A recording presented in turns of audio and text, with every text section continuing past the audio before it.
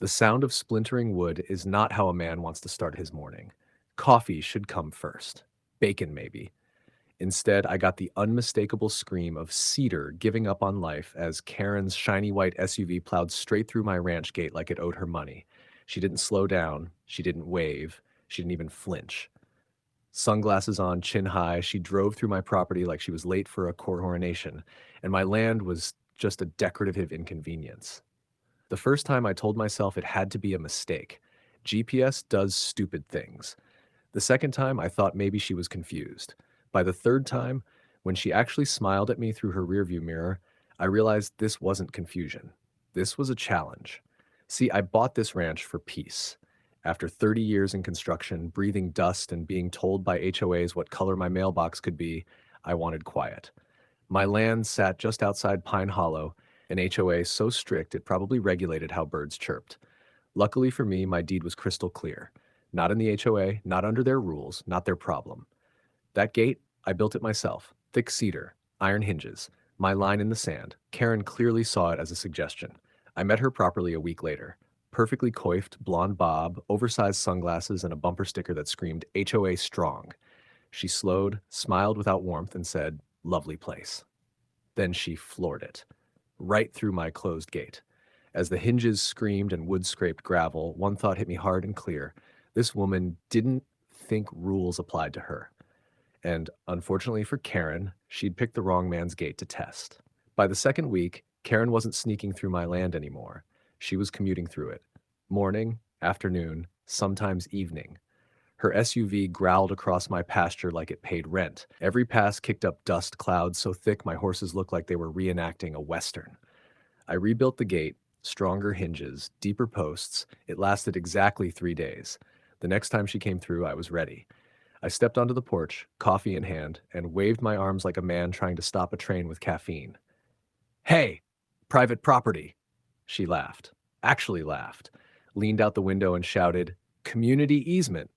Then she disappeared down my drive like she'd just declared bankruptcy on common sense.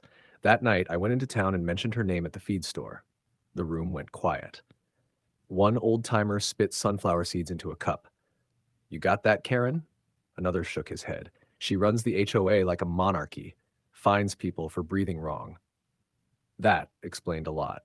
Soon, it wasn't just Karen. A maroon minivan with an HOA decal followed her. Then a silver sedan with a board member license frame. My ranch had turned into the HOA express lane. Then came the letter. Official HOA violation notice. Apparently my gate was unsightly and disruptive to community aesthetics. I laughed so hard I scared my dog. I wasn't in their HOA. My land wasn't theirs. But Karen didn't care about deeds. She cared about control. When I confronted her, she tilted her chin and said, "You're new here. You'll learn." That's when I understood the truth. This wasn't about shortcuts. This was about dominance. And Karen had just declared war on the wrong contractor. Wood was a mistake. By week 3, my gate wasn't a gate anymore. It was a suggestion, and Karen treated it like a polite recommendation from someone she didn't respect. She smashed it again and again. Once at midnight, like a raccoon with a luxury SUV, the breaking point came when I came home to find the gate not just broken, but flattened. Posts snapped, hinges twisted like they'd gone through emotional trauma. Tire tracks carved a signature across my pasture. Karen hadn't just crossed my land, she'd signed her name on it. Then came the inspections.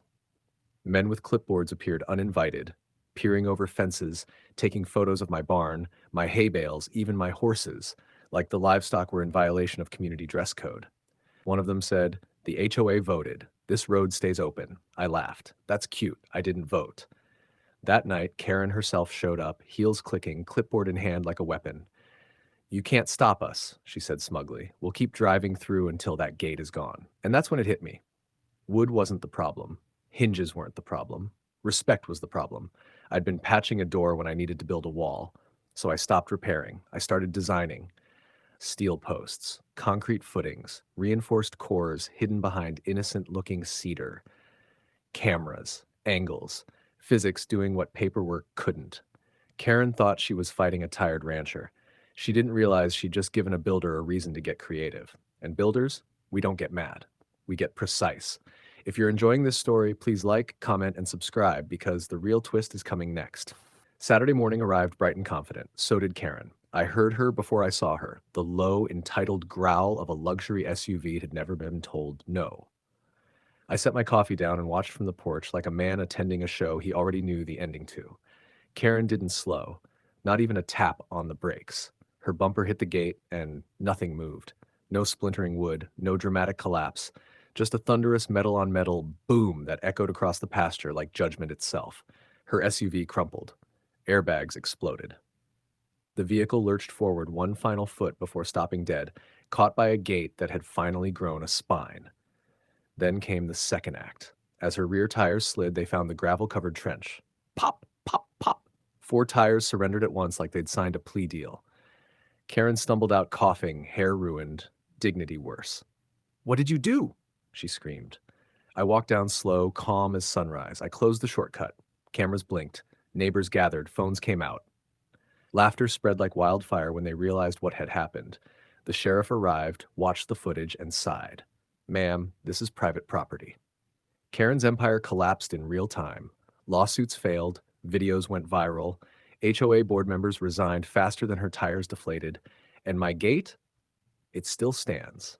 Because some gates don't exist to keep people out. They exist to teach entitlement a lesson. If you enjoyed this story, remember to like, comment, and subscribe, and share it with someone who needs to believe that karma still works.